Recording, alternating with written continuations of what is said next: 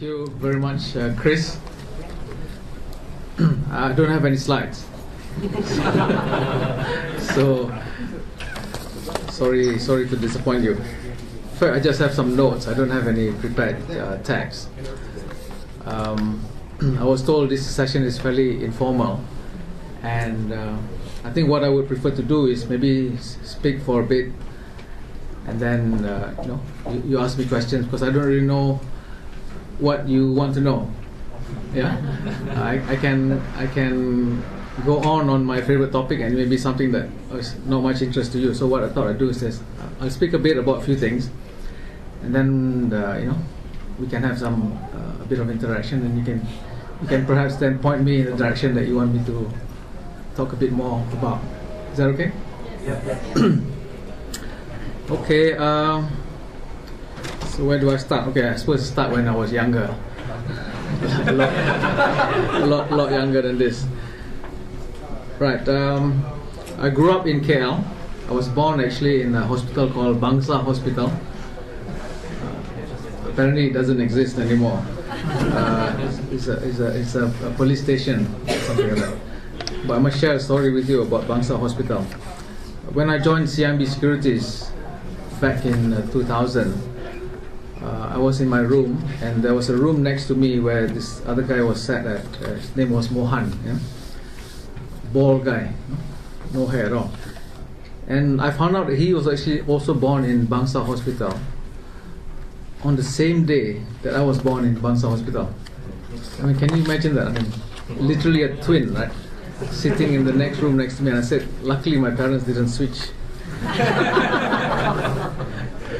Anyway, that's a bit about where I was born. My late father was an army officer, so he used to travel quite a bit, and we moved quite a bit as well, but mostly around KL area. He passed away quite early. He passed away when I was 8, I think, 7 or 8, and he was only about 40. So that I'm sure that affected me somewhat. I'm not sure how, but maybe as I tell my story, then you can try and get a sense of that. So my mother brought us up. There were 4 of us. I was the eldest boy. Another 2 younger brothers, and the youngest was my sister. So after my father passed away, at that time we were living in the Ministry of Defence area, MINDEF. Some of you may know that. Yeah, Jalan Geni. So yeah, so I was schooling at a school called Rifle Range Road School. Yeah, you can guess where they got the name Rifle Range, right? This is the Ministry of Defence. And I think I was there for a year. Then I moved on to St. John's for my Standard 2. Then after that, my father passed away. Then we moved to PJ, Section 17. I went to the school called Sultan Alam Shah Primary School, Section 11. Some of you may have gone there. And primary school was there, and then secondary school, I was supposed to go to PJ school, but at that time, then it was 1970. I think I did my Standard 6. Those days we had express class, so I skipped 1 year. So I was 1970. I was from Standard 6. So 71, I was supposed to go to Form 1, and I was supposed to go to a PJ school, but Yayasan Selangor, I think at that time they just implemented the NEP. Yayasan Selangor set up this body to look at some of the programs for NEP, and I was part of the first batch that Yayasan Selangor selected, where they took students from all over Selangor to bring them to KL schools. And I ended up in this hostel called Asrama Dr. Latif, which doesn't exist today. And a lot of things don't exist. Hopefully Bursa Malaysia will exist for a while. So I ended up going to VI. Yeah? So they were taking students from all over Selangor. PJ was probably the nearest part, and then they went to places like Banting and Kuala Selangor, and brought students to these were all Malay students, by the way, because NEP, right? And So we were split into 3 schools, VI, St. John's and Methodist Boys School, depending on what grades we got at Standard 6. I don't have to tell you where the better students went to, right? Any VI students here? Ex-VI? None? My goodness. Not good enough, is it? Anyway, so I spent about 5-6 years there at VI. And at that time, that was very, very enjoyable for me, because although I was away from home, but you're growing up secondary school age and making a lot of friends and doing a lot of things that I like to do, which was mainly to do with sports. And so that was a lot of fun. And then after VI, I didn't finish Form 6. I left VI at the beginning of Upper 6. Mainly because my mother said I wasn't studying enough. I was then the prefect at the school. I'd just been made the head boy, and I thought that I didn't have to study.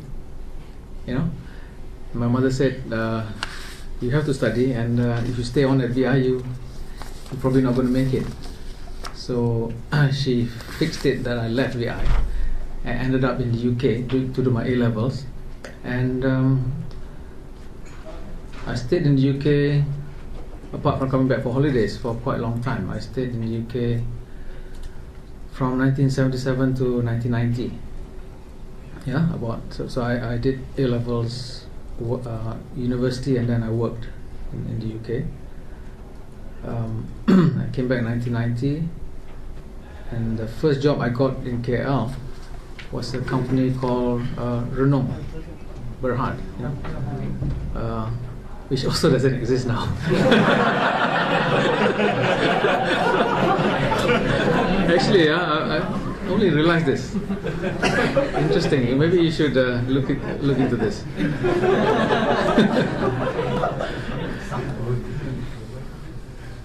Okay, but when I was in the UK, it was early on. It was very depressing because I arrived in the UK in February. And those of you who have been in the UK know what February is like. The days are short. It gets dark at about 3 o'clock. It's miserably cold and damp, and it's like the opposite of whatever it is in Malaysia, right? So I was wondering, what am I doing here, away from all the things that I like in Malaysia? But anyway, I somehow struggled through A-levels. Literally struggled through because I wasn't happy there. Went to university, which I thought was a lot of fun. That was just about it, a lot of fun. And then I went to do my accountancy, the ICAEW. Joined a firm called Pitt Marwick at that time in London, and now they call KPMG, Pitt Marwick. So you went to join the accounting firm where you would study to get the qualification. So it's like work and study. That was interesting. I left Pitt Marwick to join one of the clients that we had in London, a company called Hugin Sweda, that was part of the what was that group, the Swedish group, the one that does refrigerators, Electrolux, Electrolux, that group.